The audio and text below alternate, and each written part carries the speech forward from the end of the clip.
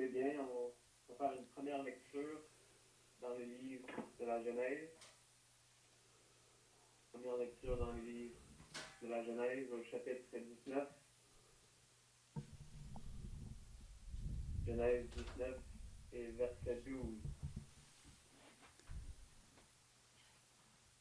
Alors ici, on voit deux anges de l'Éternel qui sont envoyés par un homme qui s'appelle Lot. Alors on lit à Genèse 19 et verset 12. Les hommes dirent à Lot, qui as-tu encore ici? Gendre, fils et filles, et tout ce qui t'appartient dans la ville, faites-le sortir de ce lieu. Car nous allons détruire ce lieu, parce que le cri contre ses habitants est grand devant l'Éternel. L'Éternel nous a envoyés pour le détruire. On continue au verset 14. Lot sortit et parla à ses gendres qui avaient pris ses filles. Levez-vous, dit-il, sortez de ce lieu, car l'Éternel va détruire la ville. Mais aux yeux de ses gendres, il parut plaisanter. Dès l'aube du jour, des anges insistèrent auprès de Lot, en disant, lève-toi, prends ta femme et tes deux filles qui se trouvent ici, de peur que tu ne périsses dans la ruine de la ville. Et comme il tardait, des hommes le saisirent par la main, lui, sa femme et ses deux filles, car l'Éternel voulait l'épargner. Ils l'emmenèrent et le laissèrent hors de la ville. Poursuit plus loin au verset 24. Alors l'Éternel fit pleuvoir du ciel sur Sodome et sur Gomorrhe du souffle et du feu de par l'Éternel. Il détruisit ces villes, toute la plaine et tous les habitants des villes et les plantes de la terre. On va faire une dernière lecture dans l'Évangile selon Jean. L'Évangile selon Jean au chapitre 3, verset 36. L'Évangile selon Jean, chapitre 3, verset 36. Celui qui croit au Fils a la vie éternelle. Celui qui ne croit pas au Fils ne verra point la vie, mais la colère de Dieu demeure sur lui. Une autre interprétation serait celui qui croit à Jésus-Christ a la vie éternelle. Celui qui ne croit pas au Seigneur Jésus-Christ ne verra point la vie, mais la colère de Dieu demeure sur lui. Et cela suffira pour la lecture des Saintes Écritures. Alors j'ai, dans mes pensées, pour le peu de temps que j'ai, le sujet de la colère et de la compassion de Dieu. On a fait une première lecture dans la Genèse, des faits qui se sont passés approximativement 4000 ans passés. Et puis on voit, d'après cet événement, un portrait vraiment de la colère de Dieu. On pourrait se demander pourquoi est-ce que Dieu était en colère? Qu'est-ce qui a porté à Dieu à juger la ville d'une telle manière, comme on a pu le lire, qu'il a fait pleuvoir du ciel sur Sodome et sur Gomorrhe du souffle et du feu? Qu'est-ce qui a poussé l'Éternel à faire cette chose-là? On sait que l'Éternel est juste. On sait que l'Éternel est bon. Alors certainement, il y a quelque chose qui a poussé l'Éternel à agir ainsi. Eh bien, les chapitres précédents, on ne l'a pas lu, mais nous disent ce qu'était la condition des hommes à Sodome. On dit que les gens de Sodome étaient méchants et de grands pécheurs contre l'Éternel. Les gens de Sodome étaient de grands pécheurs contre l'Éternel. J'aimerais vous poser une question ce soir. Êtes-vous un pécheur? Avez-vous péché contre l'Éternel? On lit autre part aussi dans les Saintes Écritures que l'Éternel vit que la méchanceté des hommes était grande sur la terre et que toutes les pensées de leur cœur se portaient chaque jour uniquement vers le mal. On sait que c'est encore le cas aujourd'hui. Si on est honnête avec nous-mêmes, que nos pensées se tournent uniquement vers le mal. Alors, c'est vraiment à cause du péché, c'est vraiment le péché qui a amené l'Éternel à juger la ville de Sodome. Alors, je vous demande ce soir, avez-vous péché contre l'Éternel?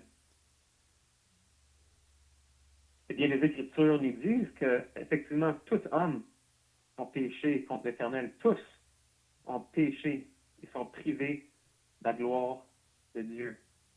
Et vraiment, s'il y a une chose sur la terre que Dieu déteste, que Dieu haït, c'est le péché. Il n'y a rien de plus sur la terre qui le rend triste, qui le blesse, qui l'insulte plus que le péché. On lit dans les Écritures que, comme je viens de le dire, l'Éternel il haït le méchant. Alors, Dieu est en colère tous les jours contre le péché vraiment et contre le pécheur. Mais on a lu dans ce passage que Dieu vraiment a eu de la compassion. On le voit à travers ces deux anges-là qui sont allés avertir Lot et sa famille du jugement qui venait. C'est un peu content de faire ce soir. Non, moi-même et Léon ne sont certainement pas des anges, mais nous sommes ici en train de vous avertir du jugement de Dieu qui s'en vient. On sait que Dieu, étant juste, doit juger le péché. Dieu est juste et doit faire justice au péché. Alors, pour revenir à notre histoire, on voit ici que les hommes avertissent Lot. Ils disent de fuir cette ville. Et qu'est-ce que Lot fait ensuite? Il a averti sa famille, sa femme, ses filles et ses gendres. Je ne sais pas si vous avez remarqué de ce qu'on a lu. On lit, et comme il tardait, les hommes le saisirent par la main, lui, sa femme et ses deux filles, et les laissèrent hors de la ville. Lui, sa femme et ses deux filles. Mais où sont ses gendres? Les deux maris de ses filles, qu'on pourrait dire. Ben, on lit plus haut qu'à leurs yeux, aux yeux de ces gendres-là, Lot plaisantait. C'est comme s'il ne croyait pas le message d'avertissement de Lot. Et c'est le cas aujourd'hui pour beaucoup dans le monde qui entendent l'Évangile, mais pensent que c'est juste un conte de fées où ils ne croient pas que c'est vrai. Vous savez, dans les Écritures, ça nous dit clairement que de ne pas nous tromper, on ne se moque pas de Dieu. Alors ici, les anges ont averti Lot et Lot a averti ses gendres, mais ses gendres ne l'ont pas cru. Et qu'est-ce qui est arrivé à ces gendres-là, ces deux hommes-là? Eh bien, étant encore dans la ville, on voit que la colère de Dieu est tombée sur eux, que le soufre et le feu est descendu sur eux de l'Éternel. Mais pourtant, ils avaient été avertis. Et ce soir, vraiment, vous êtes sans excuse. Parce que la Bible nous dit que vous avez péché et que Dieu doit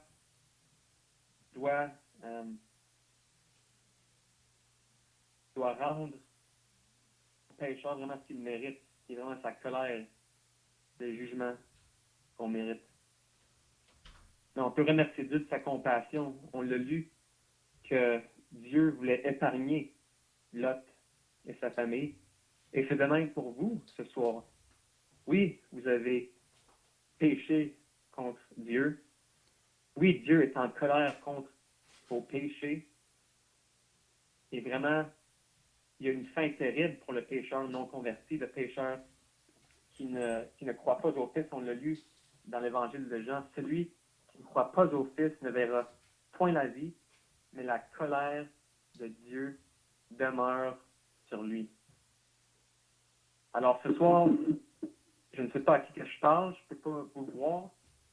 Je ne sais pas si vous êtes sauvés ou si vous êtes encore dans vos péchés, mais la Bible nous dit clairement que si vous n'êtes pas sauvés ce soir, si vous n'avez pas reçu le don gratuit de Dieu, la colère de Dieu demeure sur vous. Mais comme Dieu a voulu sauver Lot, il veut vous sauver vous ce soir. L'Éternel est miséricordieux et compatissant, lent à la colère et plein de bonté. Dieu use de patience envers vous, ne voulant pas qu'aucun périsse, mais voulant que tous arrivent à la repentance. Comme Dieu, dans le passage qu'on a lu au début, était compatissant envers Lot, il l'est envers vous autres ce soir. On sait que Dieu ne veut pas que l'homme périsse, que l'homme meure dans ses péchés. Alors, qu'est-ce que Dieu a fait pour sauver l'homme aujourd'hui de ses péchés? On sait que dans le passage de la Genèse qu'on vient de lire, ce que Dieu a fait pour sauver Lot et sa famille, c'est vraiment de l'avertir à travers 2 anges. Mais Dieu a fait quelque chose d'extraordinaire 2000 ans passés. Lui-même, Dieu dans la chair, est venu sur cette terre en la personne du Seigneur Jésus. Il est venu sur cette terre avec un seul but, c'est vraiment de sauver les hommes, de les sauver de leurs péchés et vraiment de la colère de Dieu qui était sur eux. On sait que pour nous sauver, il faudrait que ce soit quelqu'un de parfait qui nous sauve. On doit être sauvé de nos péchés. Donc, certainement, si un sauveur viendrait, il devrait être sans péché. Des fois, on entend cette imagerie d'un homme ou une femme, une personne qui se noie. Ce serait de aucun bienfait de si quelqu'un viendrait les sauver, mais que lui-même ne savait pas comment nager. Ça n'aurait aucun point. Et même pour le péché, si un homme pécheur viendrait pour me sauver, comment pourrait-il me sauver si lui-même est pécheur?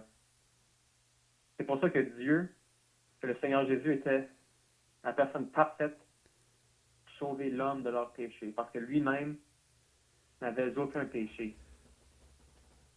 Il ne connaissait pas le péché. En lui, il n'avait aucun péché, il n'avait jamais commis de péché. Et non seulement qu'il était sans péché, non seulement était-il homme, mais il était à la fois Dieu. C'était vraiment le seul qui peut nous sauver étant homme, étant Dieu. Il peut vraiment remplir la distance entre nous et Dieu, la distance que vraiment nos péchés emportent. Nos péchés nous séparent, nos péchés nous distancent de Dieu, mais le Seigneur Jésus est venu pour approcher, si je pourrais dire, pour franchir cette distance. Lui-même a été fait péché. Et vraiment la colère que l'on mérite, la colère que nos péchés méritent, la colère qui est sur chacun, que ce soit même qui est dans leur péché. On sait par les Écritures que le Seigneur Jésus lui-même a subi, a pris cette colère, la colère de Dieu, sur son propre corps sur la croix.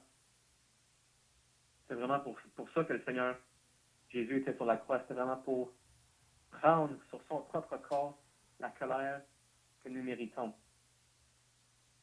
Alors il a pris lui-même le jugement de nos péchés. Il a donné sa vie. Et Dieu l'a ressuscité le troisième jour pour prouver qu'il était satisfait du sacrifice du Seigneur Jésus. Non seulement ça, mais pour prouver aussi que comme il a ressuscité le Seigneur Jésus, que tous ceux qui mettent leur foi en lui, un jour, seront ressuscités, un jour, auront la vie éternelle. Alors encore une fois, celui qui croit au Fils a la vie éternelle. Celui qui ne croit pas au Fils n'aura point la vie, mais la colère de Dieu demeure sur lui.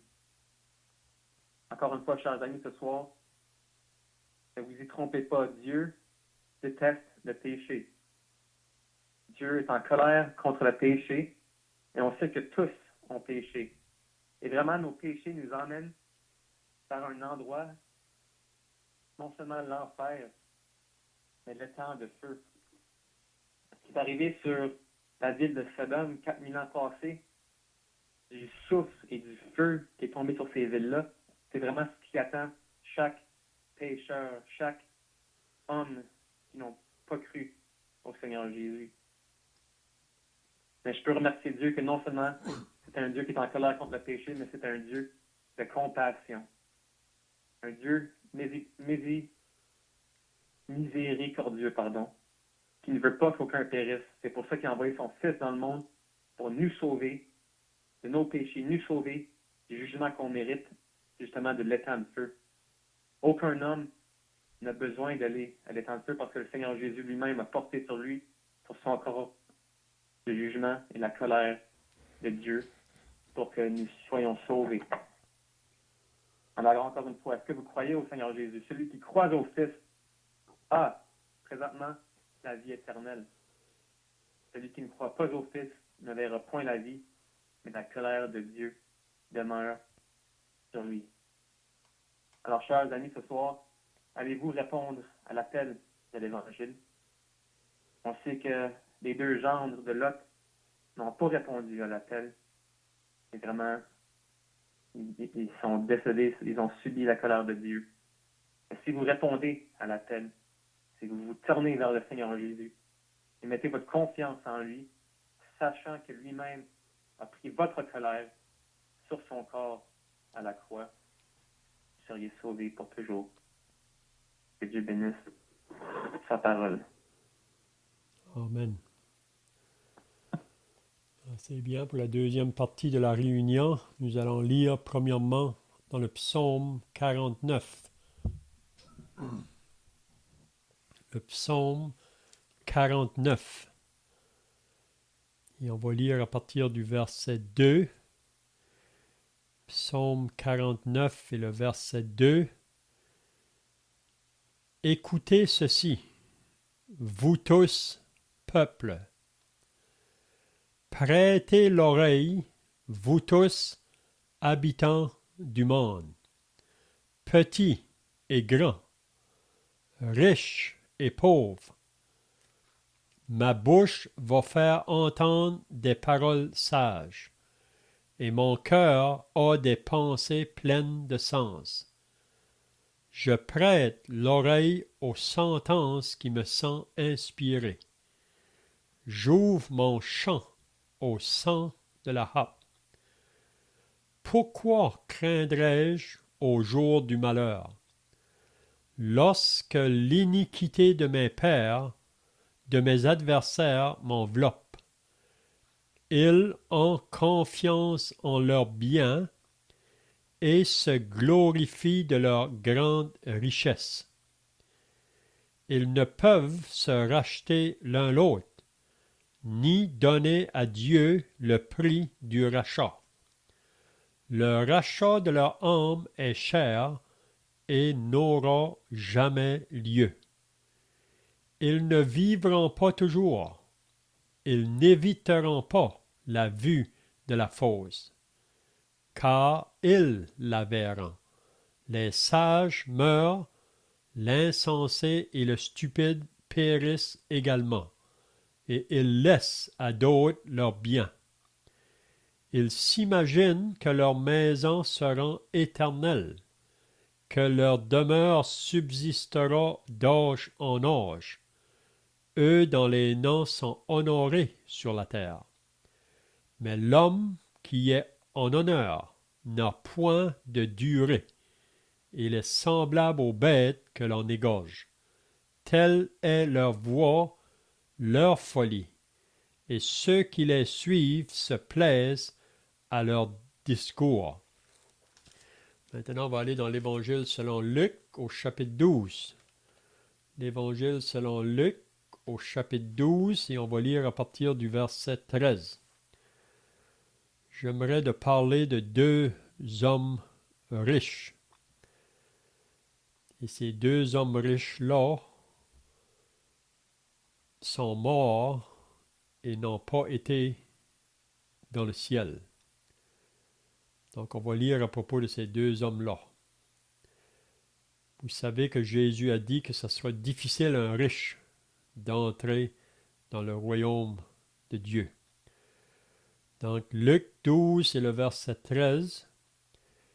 Quelqu'un dit à Jésus du milieu de la foule, « Maître, dis à mon frère de partager avec moi notre héritage. » Jésus lui répondit, « Ô homme, qui m'a établi pour être votre juge ou pour faire vos partages? » Puis il leur dit, « Gardez-vous avec soin de toute avarice, car la vie d'un homme ne dépend pas de ses biens, fût-il dans l'abondance. » Et il leur dit cette parabole.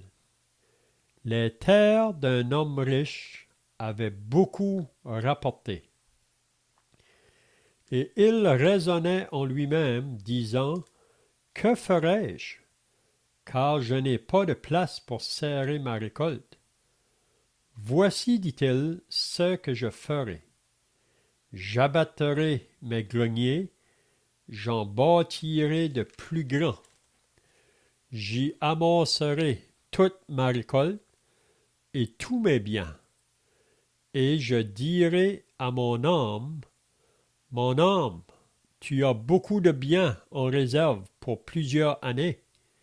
Repose-toi, mange, bois et réjouis-toi. » Mais Dieu lui dit, donc il faut bien écouter ce que Dieu a dit à cet homme-là.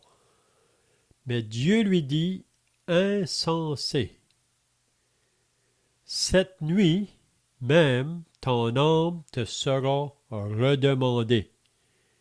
Et ce que tu as préparé, pour qui sera-t-il? Cela sera-t-il?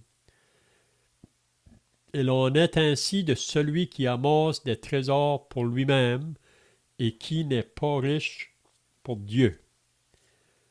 Maintenant, on va aller dans Luc 16. Luc 16, au verset 19. Luc 16, le verset 19. On parle d'un autre homme riche. C'est Jésus qui dit, « Il y avait un homme riche qui était vêtu de pourpre et de fin lin, et qui chaque jour menait joyeuse et brillante vie. Un pauvre, nommé Lazare, était couché à sa porte, couvert d'ulcères, et désireux de se rassasier des miettes qui tombaient de la table du riche. Et même les chiens venaient encore lécher ses ulcères. Le pauvre mourut, et il fut porté par les anges dans le sein d'Abraham. Le riche mourut aussi, et il fut enseveli. Dans le séjour des morts, il leva les yeux, et tandis qu'il était en proie au tourment, il vit de loin Abraham et Lazare dans son sein. Il s'écria, « Père Abraham, aie pitié de moi, et envoie Lazare pour qu'il trempe le bout de son doigt dans l'eau et me rafraîchisse la langue, car je souffre cruellement dans cette flamme. Abraham répondit, mon enfant, souviens-toi que tu as reçu tes biens pendant ta vie, et que Lazare a eu les maux pendant la sienne. Maintenant il est ici consolé, et toi tu souffres. D'ailleurs, il y a entre nous et vous un grand abîme, afin que ceux qui voudraient passer d'ici vers vous ou de là vers nous ne puissent le faire. Le riche dit, je te prie donc, père Abraham, d'envoyer Lazare dans la maison de mon père, car j'ai 5 frères. C'est pour qu'il leur atteste ces choses, afin qu'ils ne viennent pas aussi dans ce lieu de tourment. Abraham répondit, ils ont Moïse et les prophètes, qu'ils les écoutent. Et il dit, non, père Abraham, mais si quelqu'un des morts va vers eux, ils se repentiront. Donc c'est bien de souligner ici là. Ils se repentiront. Et Abraham lui dit, s'ils n'écoutent pas Moïse et les prophètes, ils ne se laisseront pas persuader quand même quelqu'un des morts ressusciterait. Donc c'est tout ce qu'on va lire dans notre lecture. Donc si vous avez remarqué, les passages que nous avons lus, ça parle des hommes riches ou des hommes de bien. On sait qu'il y aura des riches au ciel. Mais vous savez que l'apôtre Paul a dit dans l'Épître aux Corinthiens, au chapitre 1 et le verset 26, il dit « Considérez, frères, parmi vous qui ont été appelés, il n'y a pas beaucoup de sages, pas beaucoup de nobles, pas beaucoup de puissants. Mais Dieu a choisi les choses faibles du monde. » Donc le message de l'Évangile parcourt la terre. Vous savez que c'est les paroles que Jésus a commandées à ses disciples avant de partir au ciel, après sa résurrection. Si vous lisez dans Matthieu 28, Jésus pouvait dire à ses disciples, « Tout pouvoir ou toute autorité m'a été donné, dans le ciel et sur la terre. Allez, faites de toutes les nations des disciples, les baptisant au nom du Père, du Fils et du Saint-Esprit, et enseignez-leur tout ce que je vous ai prescrit. Je serai avec vous tous les jours, jusqu'à la fin de l'âge. » Donc, Jésus a donné l'autorité à ses disciples d'aller par toutes les nations. Donc, le message de l'Évangile est pour tous. Ça n'a pas d'importance quelle couleur de peau nous sommes, d'où on vient. Le message de l'Évangile est pour tous. Puis parfois, les gens nous demandent, quand on va vers eux pour annoncer le message, d'où vous avez votre autorité pour faire cela. Mais on peut leur dire que notre autorité vient du ciel. Puis ça, c'est la plus grande autorité qui existe. Il y a beaucoup d'autorités sur la terre, mais l'autorité que nous avons pour annoncer le message de l'Évangile nous est donnée du ciel. Donc, on ne devrait pas avoir crainte de l'annoncer. Donc, l'Évangile est venu jusqu'à nous, 2000 ans plus tard, que Jésus a donné ce commandement-là à ses disciples. Donc, on peut voir que dans ces 2000 ans-là, ceux qui ont cru au message de l'Évangile ont été fidèles pour annoncer ce message pour que ça soit venu jusqu'à nous aujourd'hui. Donc, ce soir, la porte du ciel est toujours ouverte. Le jour de grâce se continue, mais vous savez que bientôt, cette porte va être fermée, comme dans le temps de Noé. Noé était un prédicateur, il avertissait les gens qu'il y a un déluge qui venait, puis le seul moyen pour échapper le déluge, il fallait entrer dans l'arche. C'était ça le refuge pour échapper le déluge. Puis si vous connaissez l'histoire de Noé, c'est une histoire vraie, c'est pas un mythe, c'est pas une fable, parce qu'il y a beaucoup de personnes qui veulent nous dire ça. C'est une histoire vraie. Puis Noé était un prédicateur pour 100 ans. Il annonçait aux gens de sa génération qu'il faut se repentir. Puis le seul moyen pour échapper le déluge, il faut entrer dans l'arche. Puis vous savez qu'il y a seulement Noé et sa famille qui est entré 7 jours avant que le déluge vint. Dieu a fermé la porte, puis ceux qui étaient dehors, il était trop tard. Vous savez, c'est quand que la porte est ouverte qu'il faut entrer, parce que quand la porte est fermée, il est trop tard. Donc ce soir, ce que j'ai voulu lire, c'est parler à propos de 2 hommes riches, mais qui n'ont pas été au ciel. Puis c'est la parole de Dieu qui l'affirme.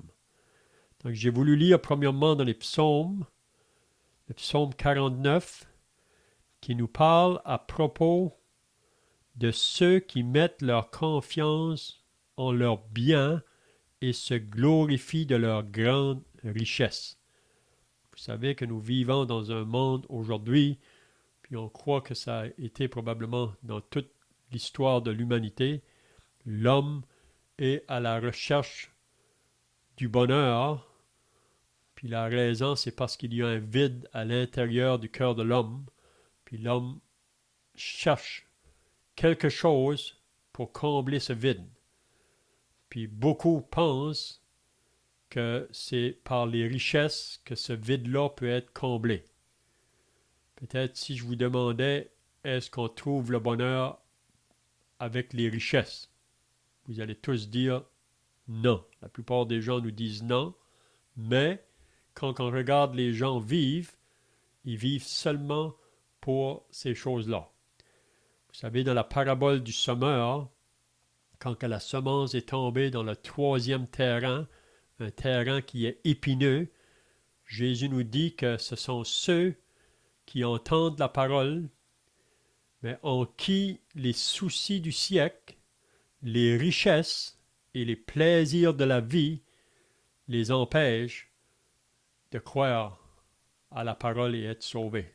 Ces choses-là prennent plus d'importance dans leur vie. Donc, les soucis, les richesses. Hein?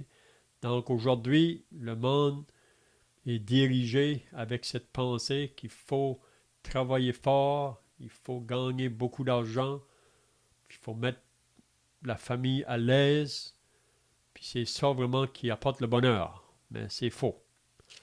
Donc ici, on a vu, ils ont confiance en leurs biens et se glorifient de leur grande richesse. Ils ne peuvent se racheter l'un l'autre. Vous savez qu'il n'y a personne avec son argent qui peut racheter une âme perdue. Personne. Même l'apôtre Pierre nous l'a dit dans son épître, sa première épître, au chapitre 1, il dit qu'on n'a pas été racheté par de l'argent et de l'or, mais on est racheté par le sang précieux de Christ comme d'un agneau sans défaut et sans tache. Donc l'homme aujourd'hui, avec tous ses biens, ses richesses, il ne peut pas racheter l'autre, ni donner à Dieu le prix du rachat. Le rachat de leur âme est cher et n'aura jamais lieu. Pourquoi? Parce que leur pensée est attachée à la terre. Ils pensent que leur bien va être éternel. Ils pensent qu'ils vont toujours demeurer là. Mais ici au verset 10, on a vu dans le psaume 49, ils ne vivront pas toujours. Ils ne vivront pas toujours. Ils n'éviteront pas la vue de la fosse, car ils la verront. Les sages meurent, l'insensé et le stupide périssent également. Et ils laissent à d'autres leurs biens. Donc, un jour ou l'autre, chacun de nous, vous savez, ce message ici est adressé à tous les habitants du monde. Donc, ça comprend moi, ça comprend toi ce soir. Puis, il adresse ce message-là aux petits et grands. Donc, on peut dire aux gens ordinaires, puis aux gens qui sont bien haut placés dans la société. Il annonce ce message-là aux riches et aux pauvres. Donc, ils s'imaginent que leurs maisons seront éternelles, que leurs demeures subsisteront d'âge en âge. Mais un jour, la mort vient. Donc, c'est pour ça que j'ai voulu lire dans Luc au chapitre 12. Ici, c'est Jésus qui nous donne cette parabole en parlant d'un homme riche. Un homme riche, puis comment il a fait ses richesses, c'est avec ses récoltes. On dirait aujourd'hui que c'est un homme de succès, un homme qui a réussi dans la vie. Et c'est pas que c'est mal en soi, c'est légitime, mais le problème est que quand que ces choses-là sont la priorité pour nous, c'est ça qui est mal. Vous savez, Jésus a dit, cherchez premièrement la justice et le royaume de Dieu, et toutes les autres choses vous seront données par-dessus. Mais ici, on voit cet homme ici, ça dit que ses terres avaient beaucoup rapporté. Donc, une grande réussite. Puis, il y a beaucoup de gens qui veulent réussir. Ils veulent que leur commerce prospère. Et puis, beaucoup veulent avoir que ça prospère pour, à un moment donné, pouvoir dire « j'en ai assez, je peux m'assire maintenant, mangeant et buvant, demain nous allons mourir ». C'est de même que les gens vont penser. Hein? Donc, lui a commencé à raisonner qu'est-ce qu'il allait faire de tous ses biens, de sa récolte. Ses greniers étant trop petits, il les a fait abattre, il s'est bâti des plus grands greniers, il les a remplis. Il dit, j'amasserai toute ma récolte et tous mes biens. Puis là, après, il dit en lui-même, mon âme.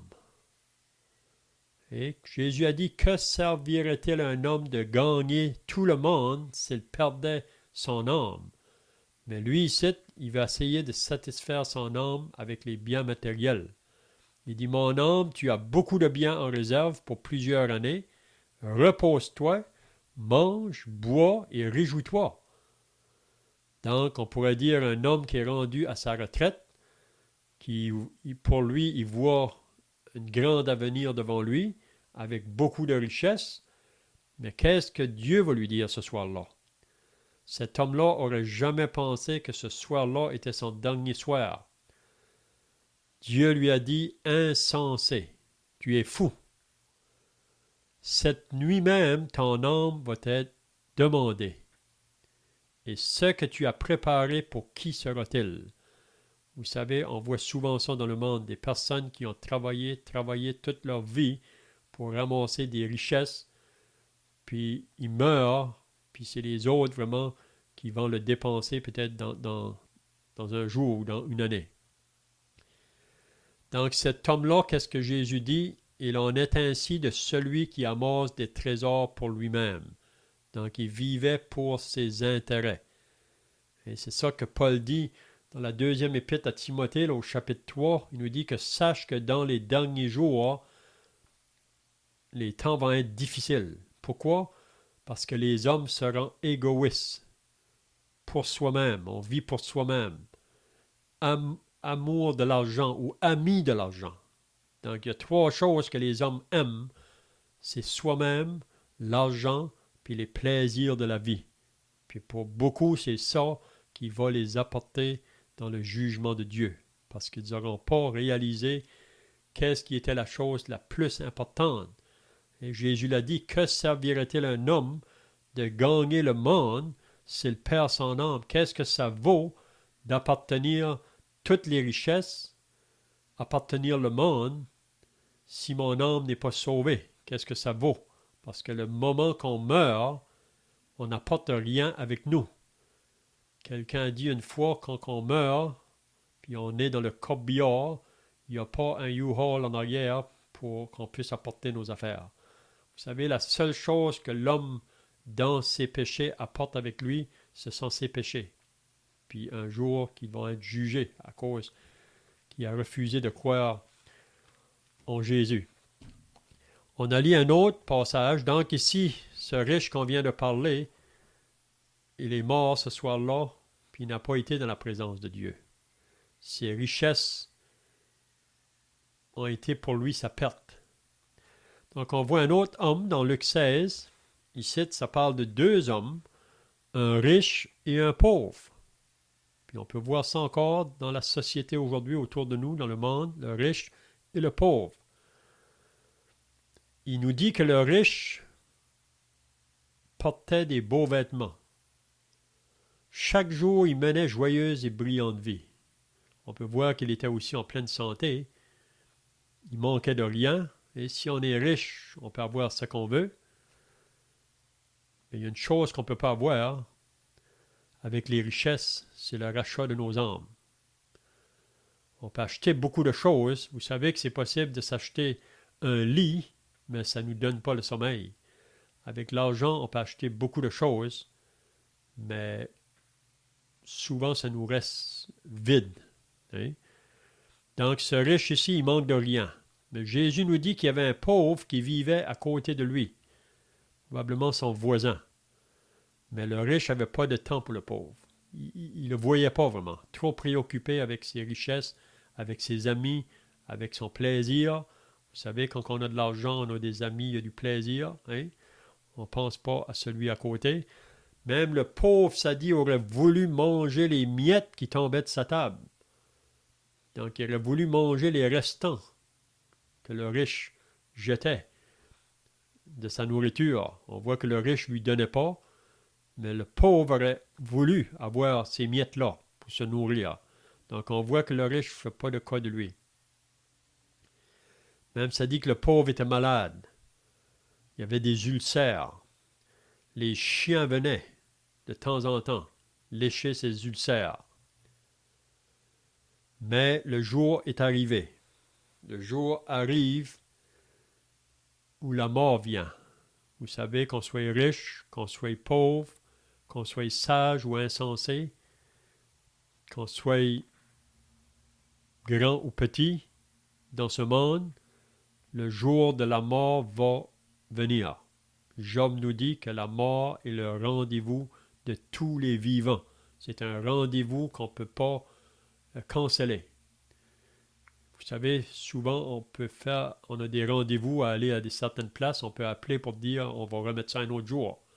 Mais le rendez-vous de la mort, il est fixé pour Dieu, pour nous. Donc la mort vient, puis ici, ça nous dit premièrement que le pauvre mourut en premier. Puis probablement la raison que Dieu a permis ça, c'est pour parler aux riches qui vivaient à côté de lui, pour lui faire réaliser que lui aussi va mourir. Mais probablement qu'il ne voulait pas y penser. Il était trop occupé avec ses richesses. Le pauvre mourut, il fut porté par les anges dans le sang d'Abraham. Donc on voit ici le pauvre, quand lui meurt, il va être dans le sang d'Abraham. Donc ça, c'est dans la lumière, vraiment, dans le bonheur, dans la joie éternelle, le côté de Dieu, si on peut dire. Donc le pauvre, la raison qu'il est là, c'est parce qu'il s'est repenti dans sa vie, tandis que le riche ne l'a pas fait. C'est ça qu'on voit plus loin. Si le pauvre est dans le sang d'Abraham, il n'est pas là parce qu'il était pauvre. Il est là parce qu'il y a eu un jour dans sa vie qu'il s'est repenti, puis qu'il s'est converti à Dieu. Hein? Donc le pauvre va dans le sang d'Abraham. Le riche mourut aussi. Pauvre ou riche, la mort arrive. Puis ça nous dit que le riche fut enseveli. Il ne parle pas que le pauvre est enseveli. Probablement qu'il n'y avait pas l'argent pour être enseveli. Mais le riche, probablement vous avez déjà été témoin des funérailles d'un riche. Vous savez, tout est beau. Un grand discours qui peut être donné à propos de la personne. Et beaucoup de fleurs, beaucoup de choses autour. Mais quand il lève ses yeux dans l'autre côté, ça nous dit qu'il était dans les flammes au tourment. Il était dans les flammes au tourment. C'est l'enfer, vraiment. Vous savez que beaucoup de gens aujourd'hui ne croient pas à l'enfer. Ils disent qu'ils ne croient pas à l'enfer, mais ils nous disent que l'enfer est sur la terre. Mais pourquoi qu'ils disent que l'enfer est sur la terre? C'est parce qu'il y a beaucoup de difficultés sur la terre, beaucoup de misère, puis il y a ça à l'enfer. Mais l'enfer n'est pas sur la terre. L'enfer, c'est un lieu qui vient après la mort pour tous ceux qui n'ont pas cru au message de l'Évangile. Quelqu'un a dit que l'enfer, c'est un endroit ou un lieu que quand on y arrive, il est trop tard. On ne peut plus changer de place. Hein? Donc, on voit le riche ici dans les flammes au tourment. Il souffre. Puis qu'est-ce que ça nous dit? Il a vu de loin Abraham. Donc, dans l'enfer, il voyait de loin Abraham et Lazare dans son sang. Vous savez, l'enfer, c'est une place qui est noire. C'est une place de ténèbres. C'est une place même, ça dit, où que le feu ne s'éteint point, où les vers ne meurent point. Vous savez, des ténèbres, on peut voir, si on regarde au loin, quelqu'un qui est dans la lumière. Mais ceux qui sont dans la lumière ne peuvent pas voir ceux qui sont dans les ténèbres. Donc le riche, il voit Lazare. Sur la terre, il n'y avait pas aucun attrait pour Lazare. Mais là, quand il est dans les flammes au tourment, c'est là que le riche va faire une prière. Vous savez, il y a beaucoup de gens aujourd'hui qui ne prient pas quand que les choses vont bien. Mais quand que les choses vont mal, là, ils veulent prier. Hein, pour que Dieu enlève la chose, puis ensuite ils continuent de nouveau dans leur vie de péché. Mais Abraham a prié. Puis sa première prière, il demandait à Abraham d'avoir pitié de lui. Il voulait qu'Abraham envoie Lazare pour qu'il tremble le bout de son doigt dans l'eau pour qu'il vienne lui rafraîchir la langue. Mais Abraham lui a dit, mon enfant, tu as eu tes biens pendant ta vie, Lazare a eu ses maux pendant la sienne, maintenant il était si consolé, toi tu souffres. Mais regardez qu'est-ce qu'il dit. D'ailleurs, il y a entre nous et vous un grand abîme, ou un grand vide, afin que ceux qui voudraient passer d'ici vers vous ou de là vers nous ne puissent le faire. Donc ici, c'est clair. Vous savez, il y a beaucoup de gens qui pensent qu'on va avoir une deuxième chance. Mais il n'y a pas de deuxième chance. C'est pendant notre vie qu'on est sur la terre qu'il faut faire notre décision où on va être dans l'éternité. Puis qu'est-ce qui va déterminer où je vais passer mon éternité? C'est qu'est-ce que vous allez faire de la personne du Seigneur Jésus. Notre frère a dit à l'heure, celui qui croit au Fils a la vie. Celui qui ne croit pas au Fils ne verra pas la vie. Donc, pour échapper à l'enfer, c'est de croire au Fils. Si vous ne croyez pas au Fils, un jour vous serez à la même place où est ce riche ici. Donc, le riche a compris ça, après qu'Abraham lui a dit. Il est trop tard, on ne peut plus changer d'une place à l'autre. Donc, il a fait une deuxième prière. Vous savez, dans la parole, on ne voit jamais un vivant qui prie pour les morts, mais on voit un mort qui prie pour les vivants. On voit ici le riche qui demande à Abraham d'envoyer Lazare dans la maison de son père. Il pense à ses frères qui sont toujours sur la terre. Probablement que ses frères qui vivent comme lui, dans les richesses. Mais il veut qu'Abraham envoie Lazare vers eux autres, pour les avertir, pour pas qu'ils viennent dans ce lieu de tourment. Qu'est-ce qu'Abraham lui a dit? Abraham a dit, tes frères ont Moïse et les prophètes, qu'ils les écoutent. Mais là, on voit encore le riche qui rebute, si on peut dire, ou argumente. Il dit, non, Père Abraham, mais si quelqu'un des morts va vers eux, ils se repentiront. Donc ici, il faut bien souligner ça. Donc le riche n'est pas en enfer parce qu'il était riche. Le riche est en enfer parce qu'il n'y a jamais eu un jour dans sa vie où il s'est repenti de ses péchés devant Dieu. Vous savez, à moins que le pécheur se repente, comme le publicain là, qui se frappait la poitrine au temple, qui disait « Ô Dieu, sois apaisé envers moi qui suis un pécheur », à moins d'arriver là, l'homme va périr dans ses péchés. Donc, ils se repentiront. Puis qu'est-ce qu'Abraham a dit? S'ils n'écoutent pas Moïse et les prophètes, ils ne se laisseront pas persuader quand même quelqu'un des morts ressusciterait. Donc, ce soir, vous savez qu'il y a des personnes qui nous disent ça des fois. Si un mort viendrait me dire, si mon père qui est mort viendrait me dire qu'est-ce qu'il y a après, ou ma mère, ou mon frère, ou ma sœur. Mais Jésus dit, si on n'écoute pas la parole de Dieu, c'est la parole de Dieu, c'est pas la parole des hommes, comme beaucoup le pensent, c'est la parole de Dieu. Donc, si on ne croit pas à la parole de Dieu, même si quelqu'un des morts viendrait, Jésus dit, on ne va pas croire. On va rester dans l'incrédulité. Donc, j'espère que ces paroles-là vont nous sonder tous devant Dieu. Vous savez, le message de l'Évangile, ça parle à tous.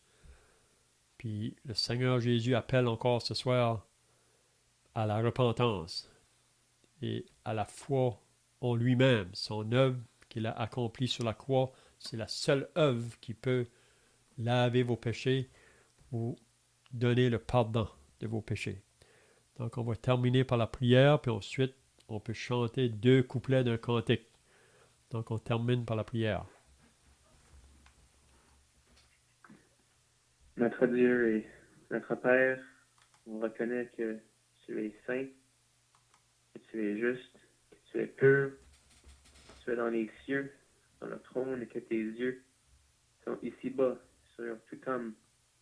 Et tu vois tout ce que les hommes commettent, toutes leurs pensées, tout ce qui se cache dans leur cœur, leurs motifs. Vraiment, nous sommes nus devant toi. Et on sait par les Écritures que le cœur de l'homme est impur. Il y a plein de méchanceté. Puis on sait qu'à toi sera la vengeance et la rétribution. Mais malgré nos péchés, on te remercie que tu ne nous as pas destinés à la colère, mais à l'acquisition du salut par ton Fils, le Seigneur Jésus, le seul qui peut nous sauver de nos péchés et nous donner la vie éternelle. Alors ce soir, on prie pour ceux qui sont encore dans leurs péchés, ceux qui ne sont pas repentis, comme on l'a entendu aujourd'hui. On prie qu'ils se tournent de leurs péchés, qu'ils se tournent de leur cœur posé vers le Dieu éternel, et qu'en mettant leur confiance au Seigneur Jésus, qu'ils nous reçoivent la vie éternelle, parce que les Écritures nous avertissent d'un lieu qu'on appelle l'enfer, où les hommes non repentis se retrouveront un jour. Mais on sait qu'il y a les cieux, où le Seigneur lui-même est présent, où tous qui se repentiront sur cette terre seront pour toute l'éternité. Alors on remet le résultat de ce temps ensemble entre tes mains. On prie que chacun soit béni par ta parole. Amen. Amen.